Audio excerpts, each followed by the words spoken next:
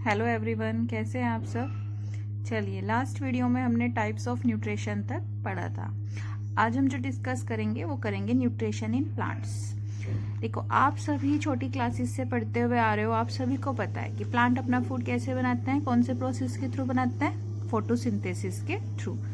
तो वो ही बस थोड़ा सा डिटेल में है, घबराने वाली कोई बात नहीं है कि 10th है, बहुत इजी सा टॉपिक है न्यूट्रिशन इन प्लांट्स और इम्पोर्टेंट टॉपिक्स है। यहाँ से 1 मार्क्स का या 2 मार्क्स का क्वेश्चन आपका आता है।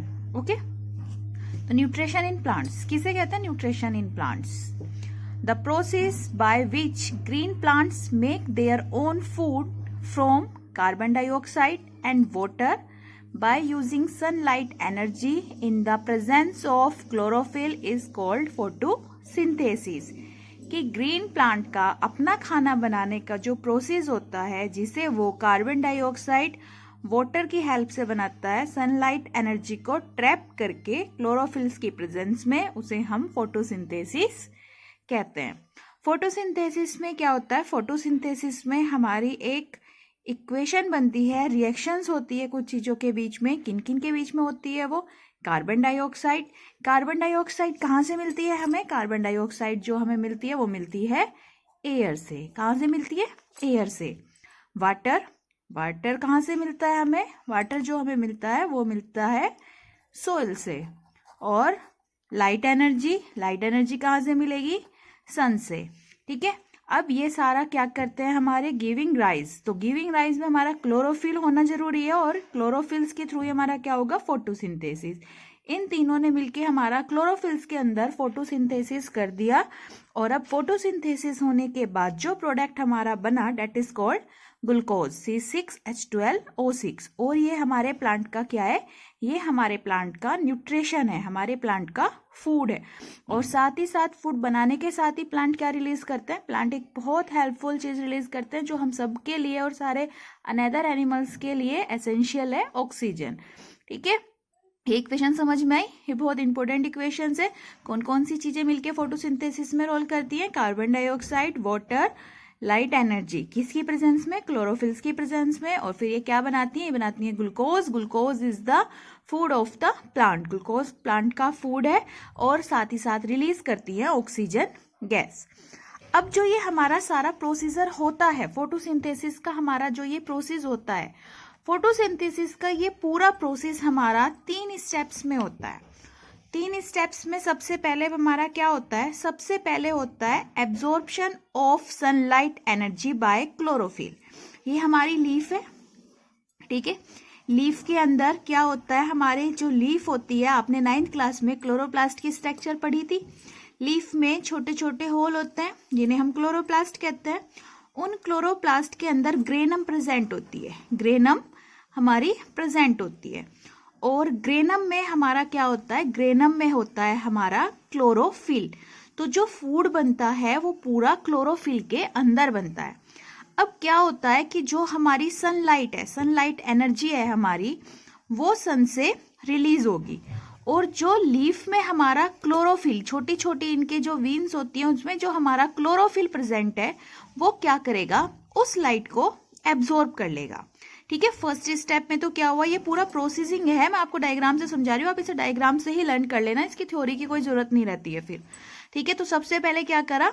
सनलाइट एनर्जी को क्लोरोफिल ने एब्जॉर्ब कर लिया। ओके, ये था हमारा फोटोसिंथेसिस का फर्स्ट स्टेप, कि सबसे पहले हमारी एनर्जी एब्जॉर्ब हो गई। अब सेकंड स्टेप में क्या होगा? Conversion of light energy into chemical energy. कि जो क्लोरोफिल ने एनर्जी को एब्जॉर्ब किया था, वो उस लाइट एनर्जी को केमिकल एनर्जी में कन्वर्ट कर देगा। और साथ ही साथ स्प्लिटिंग ऑफ वाटर, की जो हमारा वाटर आ रहा था, H2O आ रहा था, वो हमारा टूट जाएगा हाइड्रोजन और ऑक्सीजन में। ठीक है, ये हमारा हाइड्रोजन और ऑक्सीजन में टूट जाएगा बाय लाइट एनर्जी। तो ये 2 प्रोसेस हमारे सेकंड इसके स्टेप्स में होंगे। पहला conversion of light energy into chemical energy, और दूसरा splitting of water into hydrogen and oxygen by light energy. इसके बाद होता है हमारा थर्ड स्टेप। थर्ड स्टेप में क्या होगा, कौन बचा हुआ है हमारे पास, कार्बन डाइऑक्साइड।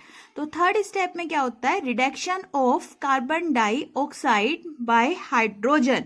अब यहां से जो हमारा हाइड्रोजन रिलीज हुआ था वो हमारा क्या करेगा, रिडक्शन करेगा कार्बन डाइऑक्साइड का फॉर्म कार्बोहाइड्रेट। किसकी फॉर्म में, कार्बोहाइड्रेट की फॉर्म में, लाइक ग्लूकोज। ओके, तो इस तरीके से अब हाइड्रोजन की रिएक्शन जब कार्बन डाइऑक्साइड से होगी तब हमारा बनेगा कार्बोहाइड्रेट यानी कि glucose, by utilising the chemical energy के थ्रू, जो हमारी लाइट एनर्जी से केमिकल एनर्जी में चेंज हुई थी।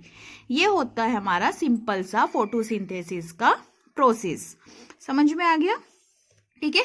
इसके अलावा क्या होता है कि अब जो प्लांट है उसने अपनी एक्टिविटी कर ली, ठीक है, तो उसका जो ग्लूकोज था, जो फूड था, वो उसमें यूटिलाइज हो गया।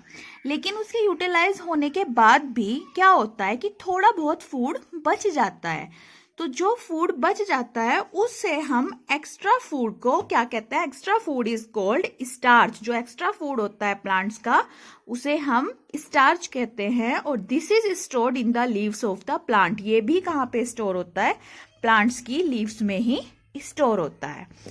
इसके अलावा अब क्या होता है, आपका नेक्स्ट जो क्वेश्चन आता है वो आता है कि what is the raw materials for photosynthesis. Photosynthesis के लिए रॉ मटेरियल्स कौन से होते हैं। रॉ मटेरियल्स का मतलब क्या होता है, कच्चा पदार्थ, कि प्लांट जिनकी हेल्प से अपना फूड बना पाते हैं, प्लांट जिनकी हेल्प से फोटोसिंथेसिस करते हैं, वो कौन कौन से होते हैं।